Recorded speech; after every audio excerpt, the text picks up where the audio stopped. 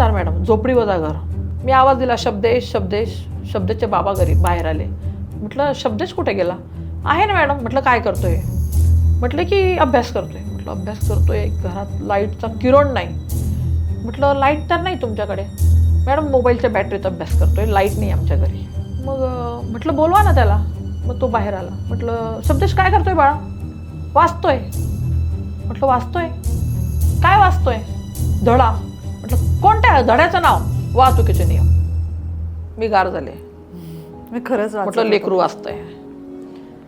मी त्याच्यानंतर त्याला म्हणजे सोलर पॅनल जे असतं ना, सोलर पॅनलचा लाईट छोटासा तो दिला. तो त्याच्या पप्पांनी सेट केला आणि त्याचा अभ्यास सुरू झाला. अशी स्थिती ग्रामीण भागात आहे. मी वर्गात एकदा सहजच तुम्हाला काय व्हावं असं वाटतं? कोण डॉक्टर म्हटलं, कोण इंजिनियर म्हटलं.